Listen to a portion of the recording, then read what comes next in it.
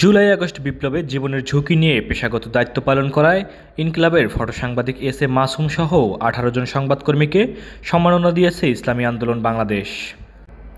আজ দুপুরে সংগঠনটি ঢাকা মহানগর উত্তরের আয়োজনে এ সম্মাননা প্রদান করা হয়। এ সময় স্মৃতিচারণ করে এমন উদ্যোগ সংবাদকর্মীদের পেশাগত দায়িত্ব পালন করায় আরও উৎসাহিত করবে বলে জানান সংবাদকর্মীরা। গণ অভ্যুত্থানের সময়, ছাত্র আন্দোলনের সময় যে আমরা মিডিয়া কর্মীরা রাজপথে ছিলাম, কাজ করেছি, ওই সময়টা আসলে আমরা খুব ঝুঁকির মধ্যেই ছিলাম। কর্মীরা সর্বক্ষেত্রেই নিরাপদ না।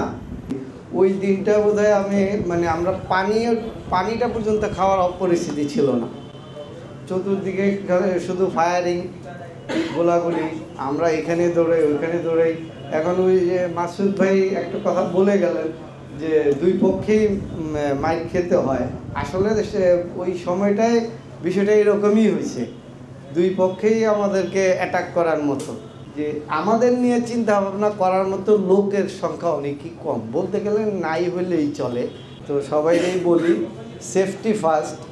আমাদের মালিক আবার একটা জিনিস যেটা বলে যে আগে নিজে সেভ হয়ে নাও, আমার এত বেশি এর দরকার নেই, জীবনের তোমার সেফটিটা আগে রাখো, তারপরে কাজ। তো আমাদের ইনকিলাবেরও ওই আন্দোলনের সময় অনেক ভূমিকা ছিল। আমাদের রণক্ষেত্র তৈরি হয়ে যাবে, আমরা কল্পনাও করতে পারিনি। কিন্তু বাস্তবতা হচ্ছে এই যে সকাল 10:30টার পর টিয়ার শেল, গুলি একের পর এক, ছাত্র জনতা আমাদের মিডিয়া কর্মীদের উপর তাদের একটা ক্ষোভ তৈরি হয়ে গেছে। সেটা কি? সেটা হচ্ছে এত মানুষ মরছে, আরে ভাই মিডিয়া কোথায়? তাদের একটা ক্ষোভ।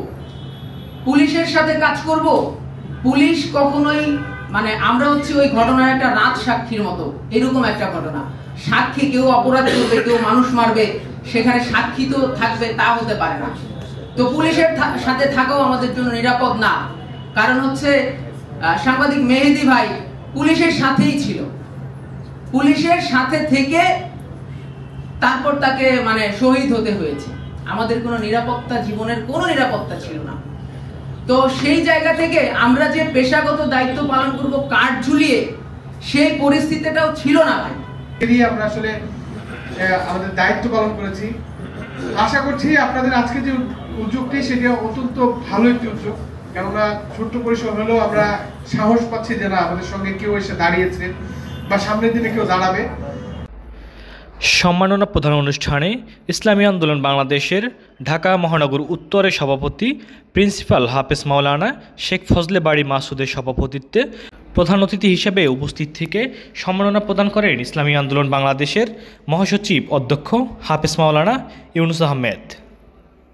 সাংবাদিকদের পেশাগত দায়িত্ব পালনকালে বিভিন্ন ঝুঁকি তুলে ধরে এই জুলাই অভ্যুত্থানে সাংবাদিকদের অবদান বাদ দিয়ে জুলাই অভ্যুত্থানের ইতিহাস রচনা করলে তা পরিপূর্ণ হবে না বলেও মন্তব্য করেন তিনি।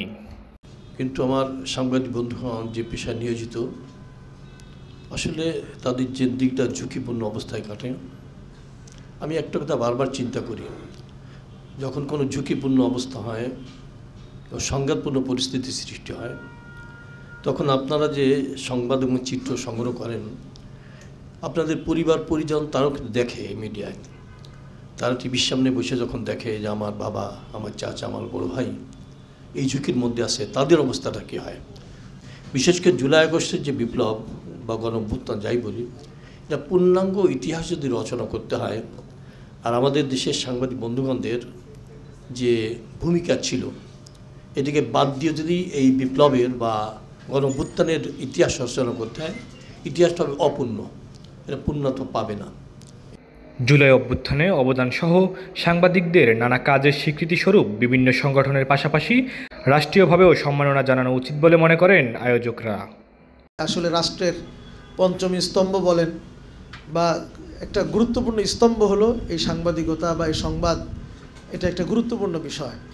তো সেই কাজটুকু আপনারা করতে গিয়ে অতীতেও যেরকম হয়েছেন, বিশেষ করে জুলাই আন্দোলনে, এখানে তো অবশ্যই আপনারা অনেকভাবে নির্যাতনের শিকার হয়েছেন নানা পক্ষ থেকে। তো এজন্য আমরা আজকে আপনাদেরকে স্মরণ করেছি ইসলামী আন্দোলন বাংলাদেশের পক্ষ থেকে, যে এই ভাইদের ব্যাপারেও তাদের সাথেও আমাদের কিছু মতবিনিময় হওয়া দরকার। অন্য সময় তো হয়ই, আমাদের রাজনৈতিক কর্মসূচি বা প্রোগ্রামে সেখানে হয়ই। এছাড়াও এই জুলাই আন্দোলনে যারা কাজ করেছেন তাদের সাথেও আমাদের কিছু মতবিনিময় হওয়া দরকার। আমাদের অসংখ্য সংবাদকর্মীরা নিজেদের জীবন বাজি রেখে যে ভূমিকা জুলাই বিপ্লবে রেখেছে, এক্ষেত্রে আমরা দেখেছি সরকারি পর্যায় থেকে এবং অন্যান্য বেসরকারি পর্যায় থেকেও তাদেরকে আসলে কোনোভাবে হাইলাইট করা হচ্ছে না। আমরা চিকিৎসার জন্য দাবি করেছিলাম, সাথে সাথে সেটা অন্তর্বর্তীকালীন সরকার পাশ করে দিয়েছেন। জুলাই বিপ্লবে আহতদের সকল চিকিৎসা রাষ্ট্রীয় খরচে হবে। কিন্তু আমাদের সাংবাদিক ভাইয়েরা, সংবাদকর্মীরা যে জীবন বাজি রেখে এই জুলাই বিপ্লব ঘটিয়েছেন এবং ঘটার পিছনে যে ক্রিয়ানকের ভূমিকা পালন করেছেন, তাদের ব্যাপারে আজও কোনো আলোচনা আমি শুনিনি। আপনারা শুনেছেন কিনা আমরা জানি না। মোহাম্মদ সাবির হোসাইন, ইনকিলাব, ঢাকা।